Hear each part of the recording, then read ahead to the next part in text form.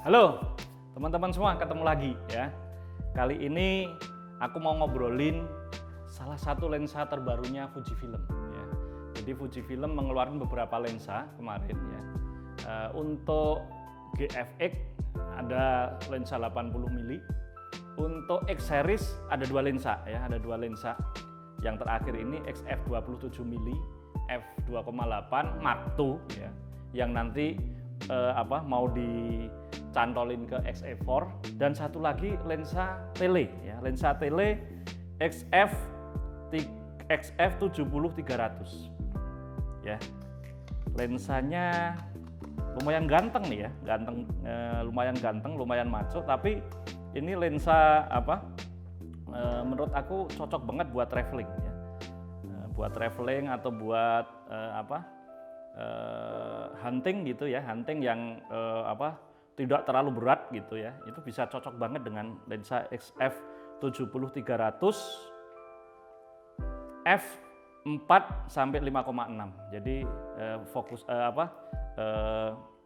aperture-nya ya, aperture lari di 70 milinya itu f-nya 4, di 300 milinya f-nya 5,6 ya. R artinya aperture ring-nya ada di sini, kemudian OIS ya, dilengkapi dengan optical image stabilizer, dan WR weather resistant. Wow, weather resistant. Sebenarnya ketika melihat ini ya, mengingatkan saya dengan abangnya dia yang sebelumnya, lensa XF 50-200 ya. Ini Fuji sudah mempunyai lensa tele ya 50-200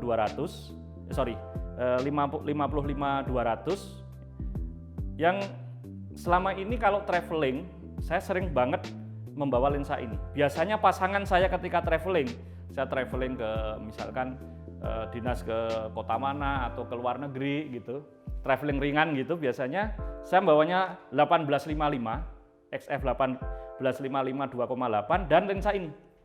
Nah, lensa 55-200. Jadi standarnya dapat, telenya dapat. Kalau mau nge-landscape pakai yang lebih wide, biasanya saya bawa 14 mili ya, lebih sama-sama kecil gitu. Nah, sekarang muncul 70-300 yang secara focal length itu lebih panjang lagi ya. 70-300 itu berarti kalau di full frame kurang lebih itu sekitar 105 ya, 105 mm sampai dengan 300 itu berarti jadi 450 meter. 450 mm ya. Handheld kecil gitu ya. Bisa menjangkau sana. Jadi lebih panjang daripada 55-200. Nah, bayangan saya ketika melihat Fujifilm mengeluarkan 70-300. Kayaknya lensa ini cocok kalau traveling. Sekarang ada satu pilihan lagi teman-teman. Ada lensa 1680-nya Fujifilm f4 ya. Itu kualitasnya lebih bagus dari 1855 dengan ring yang lebih panjang ya. Nah, itu cocok banget disandingkan di bawah hunting bersama lensa 70-300 ini ya. Beratnya sekitar, sebentar saya cek ya. Kita tes dulu. Ini beratnya berapa? Oke, saya copot lens back covernya. Beratnya 578 gram, hampir 600 gram yang 70-300. Sementara nggak tahu nih, perasaan saya 70-300 ini lebih ringan daripada lensa 55-200, perasaan saya ketika megang ya. Karena saya udah lama banget megang lensa yang 55-200. Nah, kakaknya ini dengan focal length ring yang lebih pendek 568. Berarti perasaan saya. Soalnya perasaanku lebih berat ini ya. Ini 568, yang ini 578. Ternyata tetap lebih berat yang 70-300. Sekitar berapa gram ya? 10 berapa gram tadi? 10 sampai 15 gram. 568 dan 578. 10 gram ya, selisih 10 gram. Oke ya, nggak masalah ya. Kemudian filter ringnya Ini yang lama itu bukan yang lama, yang 55-200 itu 62 mili, yang ini 67 mili. Jadi lebih lebar ya. Teman-teman kalau mau dipasangin UV filter gitu. Perbedaannya lagi yang 55-200 ini belum weather resistant ya, belum weather resistant. Jadi kalau untuk traveling naik gunung dan lain-lain, hujan gitu, ini masih deg-degan ya. Kalau yang ini sudah aman jaya ya. Perbedaannya lagi ini sama-sama, di 70-300 ini ada tombol lock ya. Jadi kalau kita seringnya memotret gitu, ini kan suka memanjang sendiri gitu kan. Siapa tahu gitu. Nah, ini bisa dikasih ada tombol locknya. Kalau kita lock, ini nggak memanjang sendiri gitu. Kalau di tele bisa di lock lagi nggak? Oh nggak. Jadi locknya hanya bisa kalau pas nggak kita pakai baru kita lock untuk menghindari lensanya memanjang sendiri. Kemudian sama-sama ada OIS-nya. Nah, di 70-300 ini OIS-nya sudah dibikin otomatis ya. Jadi dari lensanya ini yang nanti akan mengaktifkan optical image stabilizer-nya. Sementara kalau yang 55-200 itu bisa kita off dan on kan ya. Off dan on. Nah, kayaknya nanti kalau kita pakai 70-300 misalkan kita mau pakai lensa ini dan mau menonaktifkan optical image OIS-nya ya, bisa dari menu di kamera ya. Bisa dari menu di kamera. Ini sama persis. Nah, penggantinya di sini ada tombol autofocus limiter ya.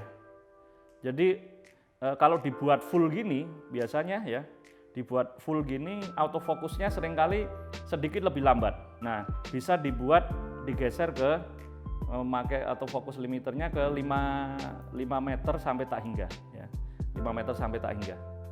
Jadi kita memakai tele gini dengan autofokus yang lebih cepat karena perputaran motornya itu lebih dibatasi. Ya.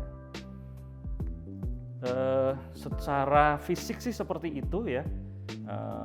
Saya belum melihat reviewnya yang lebih detail, bahkan belum mencoba. Nanti kita coba, atau sekarang kita coba dulu dipasangkan kalau dipasangkan di kamera XE4 seperti apa ya. Oke, ternyata nyaman juga ya dipegang seperti ini. Cukup ringkas juga ya. Jadi dipasangkan di XE4, apalagi kalau di XT3 atau XT4 mungkin lebih gahar lagi, lebih maco lagi ya. Oke ya.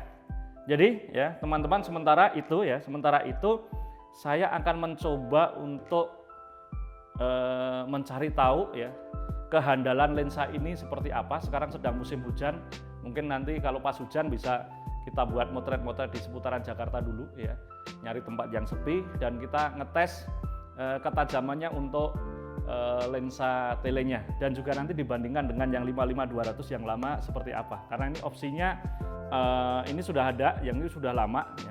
Kalau pikiran saya sih autofokusnya seharusnya lebih cepat yang 70-300 karena teknologi autofokusnya 55-200 ini sekitar tahun 2012-2013. Jadi masih teknologi autofokusnya yang generasi pertama dari Fujifilm. Sementara kalau yang 70-300 ini seharusnya ya sudah generasi terakhir, jadi bisa dibuat mengejar fokus dengan lebih gesit lagi. Oke. Jadi gitu dulu ya teman-teman ya. Kita akan cari tahu lebih dalam ya handalnya lensa ini, ketajaman lensa ini seberapa ampuh ya. Saya akan mengajak jalan-jalan lensa ini besok dan gambarnya akan saya sharing untuk teman-teman semua. Stay tune di channel ini, tetap jaga kesehatan.